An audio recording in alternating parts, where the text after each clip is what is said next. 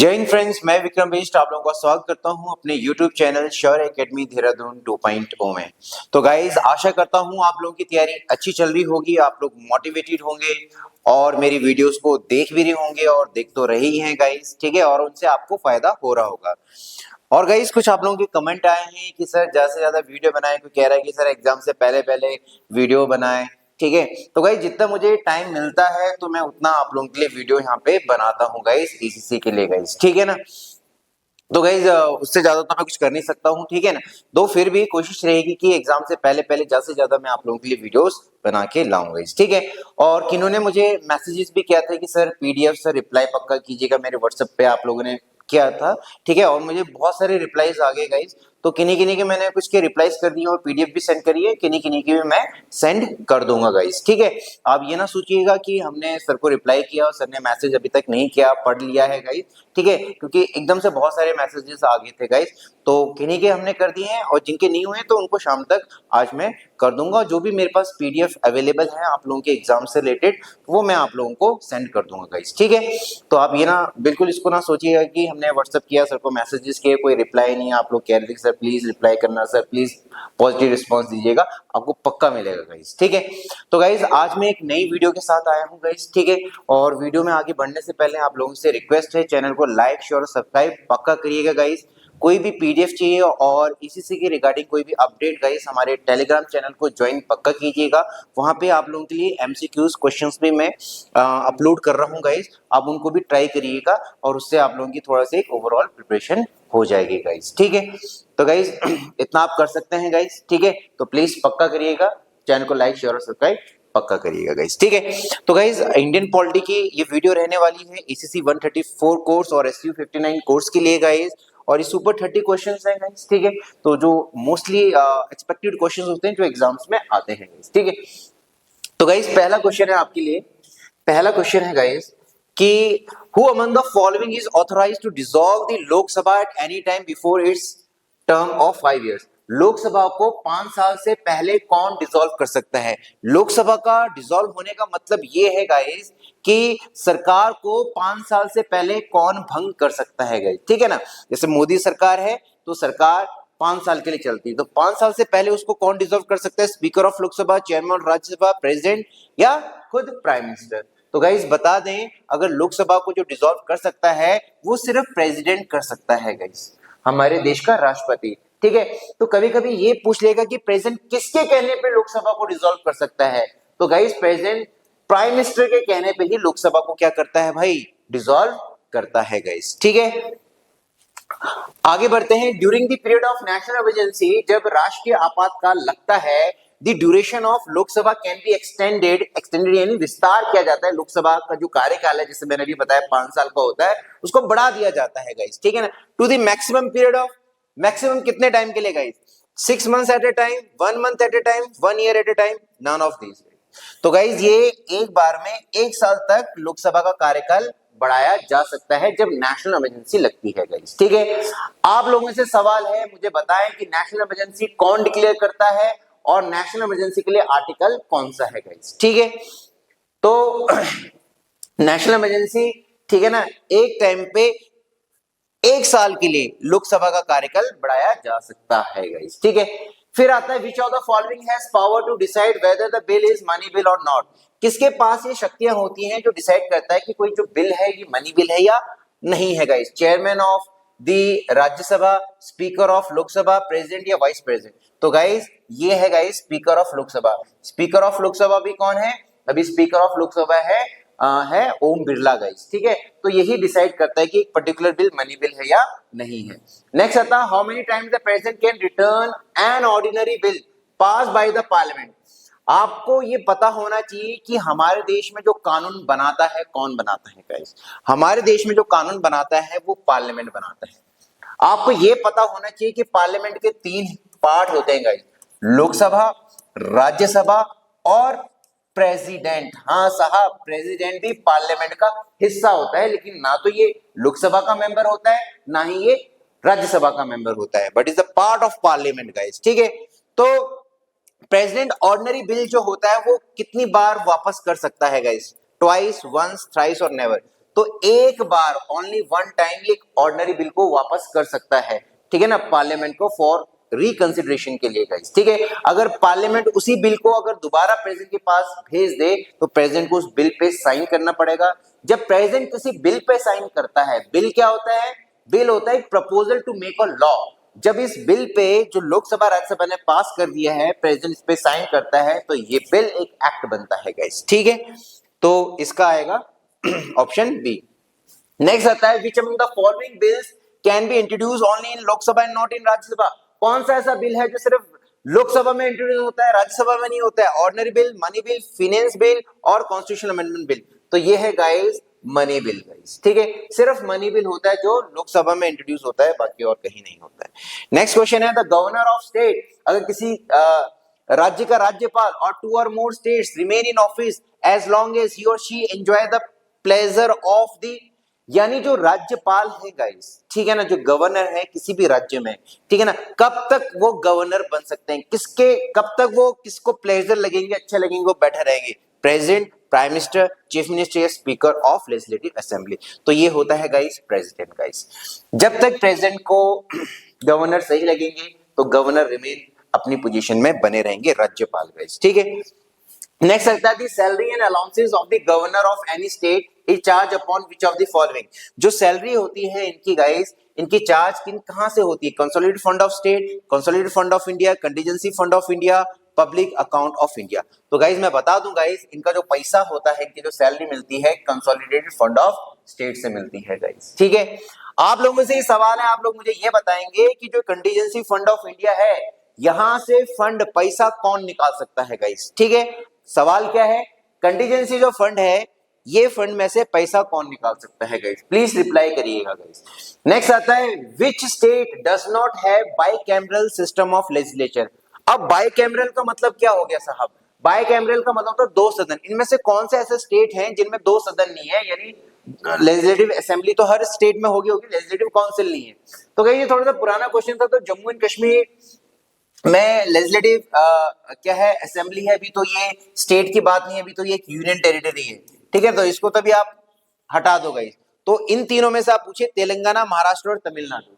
तो गाइस तमिलनाडु में गाइस फिलहाल क्या नहीं है गाइस, ठीक है ना, दूसरा हाउस नहीं है। लेजिस्लेटिव असेंबली यानी विधानसभा हर राज्य में होगी ही होगी, लेकिन लेजिस्लेटिव काउंसिल यानी जो दूसरा हाउस है, ये जरूरी नहीं कि हर राज्य में हो गाइस, ठीक है। अभी केवल इन राज्य में गाइस दोनों हाउसेस है, KUMB, कुंभ एट। के से आपका कर्नाटक, यू से आपका उत्तर प्रदेश, एम से महाराष्ट्र, बी से बिहार, ए से आंध्र प्रदेश और टी से तेलंगाना। 1 2 3 4 5 6 सिर्फ 6 स्टेट्स हैं गाइस जहां पे बाइकैमरल लेजिस्लेचर है गाइस, ठीक है। तो इसका आंसर हो जाएगा गाइस ऑप्शन डी गाइस, ठीक है। नेक्स्ट आता है who has the power to create legislative councils of a state।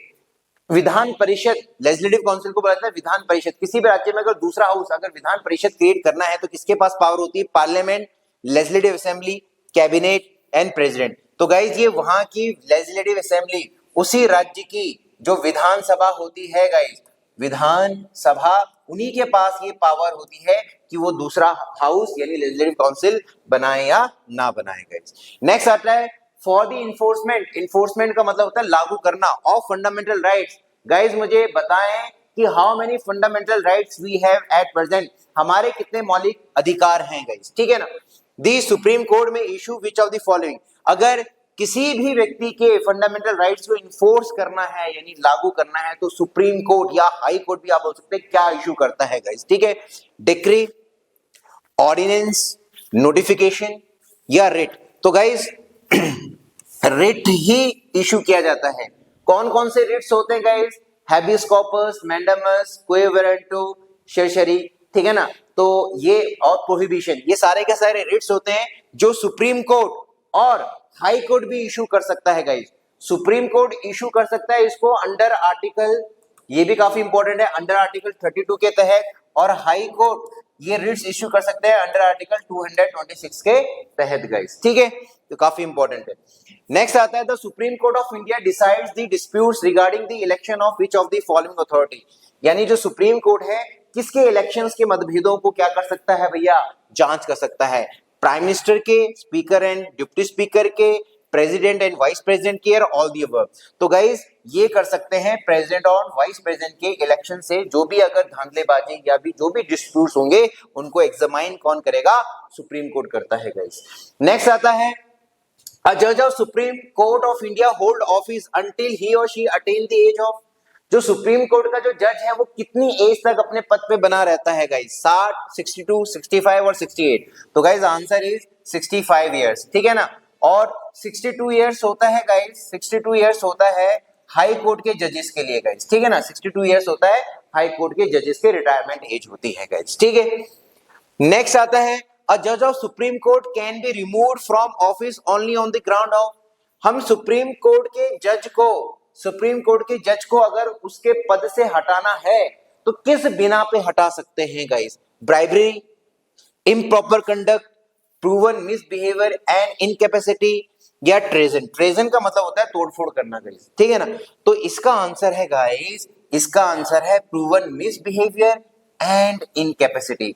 अगर पार्लियामेंट को लगे कि जो सुप्रीम कोर्ट के जो जज हैं या चीफ जस्टिस ऑफ इंडिया है इनका बिहेवियर ठीक नहीं है या अपना कार्य इनकैपेसिटी, अपना कार्य सही ढंग से नहीं कर रहे हैं, तो इनको इनके पद से हटाया जा सकता है। और इस हटाने की प्रोसेस को बोला जाता है, इस रिमूवल की जो प्रोसेस को बोला जाता है इम्पीचमेंट।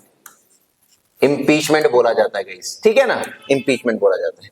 नेक्स्ट आता है in order to remove the जज ऑफ सुप्रीम कोर्ट, अगर सुप्रीम कोर्ट के जज को हटाना है the approval of which of the following is required, किसकी अप्रूवल चाहिए गाइस। अभी मैंने बता चुका हूं, parliament, president, state legislative assembly या cabinet.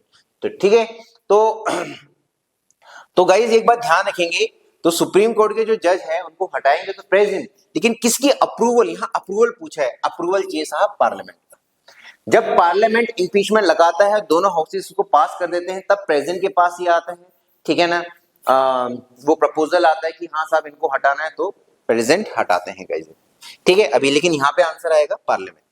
Who administer the oath of office of the high court जज। ओथ का मतलब क्या हो गया, शपथ।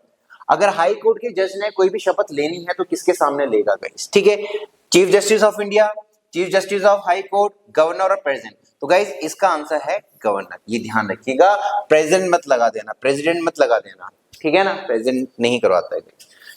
नेक्स्ट आता है when the governor of a state dying in office, यानी अपने कार्यकाल में, यानी ऑफिस के दौरान कार्य करते करते उसकी मृत्यु हो जाए, who takes over as an acting governor. तो एक्टिंग गवर्नर, तो गवर्नर का कार्यभार कौन संभालता है, chief minister, president, chief justice of a high court या नन ऑफ अबव, ठीक है। तो गाइज अगर गवर्नर की डेथ हो जाए तो उसको संभालता है, पोस्ट संभालता है chief justice of high court guys, ठीक है ना। जैसे प्रेसिडेंट की अगर डेथ हो जाए या प्रेसिडेंट अपना इस्तीफा दे दे तो कुछ समय के लिए टेम्परेरी तौर पे chief justice of supreme court राष्ट्रपति के पद को संभालता है गाइज, ठीक है। नेक्स्ट आता है according to the Indian judicial system the state high courts come directly under which of the following, यानी जो राज्य के जो हाई कोर्ट्स हैं वो किसके कंट्रोल में आते हैं डायरेक्टली, सुप्रीम कोर्ट के, गवर्नर के, प्रेसिडेंट के, यूनियन पार्लियामेंट। तो ध्यान रखें गाइस, सुप्रीम कोर्ट के गाइस, ये हमारी एपेक्स बॉडी है जुडिशियल सिस्टम की, सबसे ऊपर क्या है गाइस, सुप्रीम कोर्ट, उसके बाद आते हैं आपके high courts, then subordinate courts, फिर बाकी जितने भी कोर्ट्स हैं गाइस। तो सबका पप्पा कौन है गाइस, सुप्रीम कोर्ट गाइस, ठीक है। नेक्स्ट आता है who among the following is known as the father of local self government. Local self government के पिता किसे कहा जाता है guys, Mahatma Gandhi, Lord Canning, Lord Ripon, Lord Wellesley, ठीक है।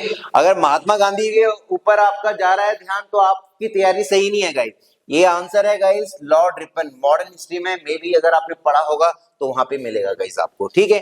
Which of the following schedule हो गया अनुसूची guys, talks about the functions to be performed by Panchayati Raj institutions. जो पंचायती राज इंस्टीट्यूशंस हैं, ठीक है, उनके द्वारा कौन कौन से कार्य किए जाने होंगे, ये किस शेड्यूल में बताया जाता है, बता दें गाइस। टोटल 12 शेड्यूल्स हैं हमारे कॉन्स्टिट्यूशन में गाइस, तो ये बताया जाता है गाइस कौन से शेड्यूल में, 11 शेड्यूल में गाइस, ठीक है। 11 शेड्यूल पंचायती राज व्यवस्था से रिलेटेड है, और इस पंचायती राज व्यवस्था से गाइस जो आर्टिकल है गाइस, आर्टिकल 40 भी ध्यान रखिएगा गाइस, काफी इंपॉर्टेंट है। नेक्स्ट आता है विच institution is the apex, apex मतलब सबसे ऊपर यानी टॉप में, of the three tier system of the Panchayati Raj institution, जो पंचायती राज इंस्टीट्यूशन में थ्री टायर सिस्टम है उसमें सबसे टॉप में कौन है? ग्राम सभा, ग्राम पंचायत, जिला परिषद, पंचायत समिति। सर सबसे टॉप में है जिला परिषद। जिला क्या होता है भैया? डिस्ट्रिक्ट गाइस, ठीक है। नेक्स्ट आता है Panchayati Raj act has received the constitutional status with which of the following amendment act, ठीक है। तो पंचायती राज जो इंस्टीट्यूशन है उसको कॉन्स्टिट्यूशनल स्टेटस यानी संवैधानिक दर्जा कौन से अमेंडमेंट से दिया गया था गाइस, ठीक है, कौन से अमेंडमेंट से दिया गया था।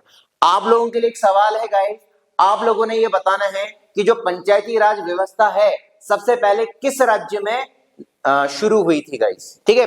पंचायती राज सिस्टम सबसे पहले किस राज्य में, किस स्टेट में लगा था, आप लोगों ने मैसेज करना है गाइस, ठीक है। 72nd, 73rd, 74 या 75th, तो गाइस ये है guys 73rd constitution amendment guys, ठीक है।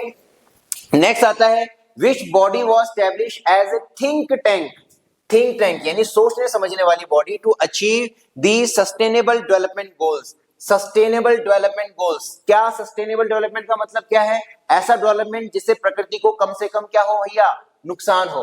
तो NITI Aayog, planning commission, national development council या ऑल दी अबव है गाइस। तो गाइस इसका आंसर है नीति आयोग, इसका आंसर है नीति आयोग। जो पहले प्लानिंग कमीशन था इसी का नाम चेंज कर दिया गया और बना दिया गया है नीति आयोग। नीति आयोग एक थिंक टैंक बॉडी है, एक एडवाइजरी बॉडी होती है, किसके लिए गाइस? सेंट्रल गवर्नमेंट की गाइस। नेक्स्ट आता है what is the minimum age required to contest elections to the panchayat. अगर आपको पंचायत के इलेक्शन लड़ने हैं तो मिनिमम एज कितनी चाहिए? 18, 21, 25, 30। तो गाइस इसकी मिनिमम एज होती है गाइस 21, ठीक है। आप लोगों से सवाल है, मुझे बताएं अगर आपको लोकसभा का मेंबर बनना है, ठीक है ना, तो मिनिमम एज आपकी कितनी होनी चाहिए गाइस। नेक्स्ट आता है guys what is the name of the intermediate. Intermediate का मतलब होता है मिडिल यानी बीच में, tyre of the Panchayati Raj system. तो पंचायती राज सिस्टम जो अभी हमारे कंट्री में चल रहा है वो बलवंत राय मेहता कमेटी द्वारा दिया गया पंचायती राज सिस्टम है, जो कि 3 टियर स्ट्रक्चर का है। तो हमसे इसमें पूछ रहा है कि भैया मिडिल वाला कौन सा है? टॉप वाला मैंने अभी आपको बताया कौन था भैया? पंचायत, जिला परिषद, ठीक है ना। सबसे नीचे लेवल में है ग्राम सभा और बीच में आता है आपका पंचायत समिति। ये बी वाला ही आपका क्या है? पंचायत। तो ये जिला परिषद तो ये टॉप में आता है, ग्राम सभा सबसे नीचे लेवल में आती है, ठीक है ना। Next is the functions of the controller and auditor general of India. Controller and auditor general of India short form में प्यारे भाइयों इन्हें कहा जाता है कैग, शॉर्ट फॉर्म में कहा जाता है कैग। इंक्लूड ऑडिटिंग, ऑडिटिंग का मतलब होता है चेक करना, ठीक है, and reporting on the receipts and expenditure of. ये हमारे सरकार के खातों को देखता है, रिसिप्ट कितना पैसा आता है, एक्सपेंडिचर कितना आया। अब ये सरकार किन किन सरकारों को देखता है गाइस? यूनियन गवर्नमेंट, केंद्र सरकार ओनली, स्टेट गवर्नमेंट ओनली, सिर्फ राज्य सरकार को, union and state government both, none of the above. तो गाइस जो कैग होता है केंद्र सरकार और राज्य सरकार के खातों को दोनों को क्या करता है साहब? ऑडिट करता है, चेक करता है। नेक्स्ट आता है who among the following served as the chairman of national human right commission. National human right commission के चेयरमैन कौन होते हैं गाइस? बहुत बार ये क्वेश्चन रिपीट होता है गाइस। जो भी रिटायर्ड चीफ जस्टिस होता है इंडिया का, जो चीफ जस्टिस ऑफ इंडिया यानी स्पेशली कहां के? सुप्रीम कोर्ट के, जब वो रिटायर होते हैं उन्हीं को इसका चेयरमैन बनाया जाता है, नेशनल ह्यूमन राइट कमीशन का चेयरमैन बनाया जाता है। नेक्स्ट आता है the members of UPSC. UPSC क्या? यूनियन पब्लिक सर्विस कमीशन, ठीक है ना, जो आईएएस के एग्जाम, सीडीएस के एग्जाम, असिस्टेंट कमांडेंट का एग्जाम, एनडीए के एग्जाम और भी बड़े बड़े एग्जाम कंडक्ट कराते हैं सरकार, सेंट्रल गवर्नमेंट के गाइस, ठीक है। Can be removed from the office before the expiry of term by which of the following. किसके द्वारा इनके मेंबर को इनका कार्यकाल पूरा होने से पहले ही हटाया जा सकता है? प्राइम मिनिस्टर द्वारा, चेयरमैन ऑफ यूपीएससी द्वारा, president on the recommendation of supreme court. Present recommendation का मतलब किसके सुझाव पे गाइस, ठीक है ना। PM on the recommendation of supreme court, या प्रधानमंत्री हटा सकते हैं सुप्रीम कोर्ट के सुझाव में। तो ऑप्शन क्या रहेगा गाइस, ठीक है। आई होप आप लोगों ने सही सोचा हो। इसका ऑप्शन है गाइस सी, प्रेजेंट को हटाता है किसके कहने पे guys? On the recommendation of supreme court guys, ठीक है। इंपॉर्टेंट क्वेश्चन है गाइस। नेक्स्ट आता है as per anti defection law guys, ठीक है। एंटी डिफेक्शन लॉ क्या होता है? दल बदलू कानून 10th शेड्यूल में आता है। ये दल बदलू कानून है और कौन से शेड्यूल में आता है? 10th शेड्यूल में आता है। The final authority to decide a matter of disqualification of a member from the house is ये आ जाएगा गिवन टू। यानी दल बदलू कानून के तहत अगर कोई मेंबर आ रहा है लोकसभा का, राज्यसभा का या विधानसभा का या विधान परिषद का, तो उसको डिस्क्वालीफाई करने के लिए फाइनल अथॉरिटी किसके पास होती है साहब? तो ये बोल रहे हैं राष्ट्रपति के पास, प्रेसिडेंट के पास, गवर्नर के पास, स्पीकर ऑफ हाउस के पास, ठीक है ना, या काउंसिल ऑफ मिनिस्टर्स के पास। तो गाइज ये होती है गाइज स्पीकर ऑफ हाउस, या आप बोल सकते हैं स्पीकर ऑफ लोकसभा। यहाँ हाउस का मतलब है यहाँ पे स्पीकर ऑफ लोकसभा। तो स्पीकर ऑफ लोकसभा के पास ये पावर होती है, अगर किसी को डिस्क्वालीफाई करना है अंडर एंटी डिफेक्शन लॉ तो ये कर सकता है guys. Next one is who appoint the chief election commissioner. Chief election commissioner की कौन नियुक्ति करता है? जो हमारे देश में चुनाव वनाव कराते हैं ना, उनका जो हेड होता है। Of the election commission for the purpose of supervising the election, president, vice president, prime minister या होम मिनिस्टर। तो गाइस ये प्रेसिडेंट कराता है गाइस, ठीक है ना। ध्यान रखेंगे जितने भी टॉप पोस्ट हैं हमारे सरकार में, ठीक है ना, उन सबकी नियुक्ति प्रेसिडेंट ही करता है। लेकिन ध्यान दें प्रेसिडेंट उन सबकी अपॉइंटमेंट करेगा, लेकिन किसके कहने पे? प्राइम मिनिस्टर के कहने पे। ये भी आप ध्यान रखिएगा गाइस, ठीक है। लास्ट क्वेश्चन आता है गाइस आपका, the controller and auditor general of India is appointed by which of the following authority? CAG. CAG के बारे में भी हमने इससे पहले क्वेश्चंस में देखा था ना। तो कैग को guys guardian of public purse भी कहा जाता है। गार्जियन ऑफ पब्लिक पर्स भी कहते हैं गाइस, ध्यान रखिएगा, इंपॉर्टेंट है। तो इसकी नियुक्ति कौन करता है? अभी मैंने आपको बताया जितने भी टॉप पोजीशंस हैं सेंट्रल गवर्नमेंट में, प्रेसिडेंट ही गाइस अपॉइंट करता है गाइस। तो इसका आंसर होगा गाइस प्रेसिडेंट। अगर आपसे पूछेगा किसके एडवाइस पे करेगा, तब आप लगाओगे गाइस प्राइम मिनिस्टर की एडवाइस पे गाइस, ठीक है। तो गाइस ये सुपर 30 क्वेश्चंस थे इंडियन कॉन्स्टिट्यूशन के, जो बहुत एक्सपेक्टेड है कि आप लोगों के एग्जाम में आ सकते हैं। अगर आप तैयारी कर रहे हैं तो डेफिनेटली आपने इसमें ज्यादातर आपके सही होंगे, और मैंने जो एक्सप्लेनेशन दिया है आई होप आप लोग उसको अंडरस्टैंड कर पाओगे, ठीक है। तो गाइज आज के लिए मैं इतना ही रखता हूं, और आप लोगों से रिक्वेस्ट है प्लीज चैनल को लाइक शेयर और सब्सक्राइब पक्का करिएगा गाइज, इससे हमें मोटिवेशन मिलता है। हम आप लोगों के लिए ज्यादा से ज्यादा वीडियोस बनाएंगे, और हमारे टेलीग्राम चैनल को ज्वाइन करना ना भूलिएगा। मिलते हैं नेक्स्ट वीडियो में, तब तक के लिए जय हिंद दोस्तों।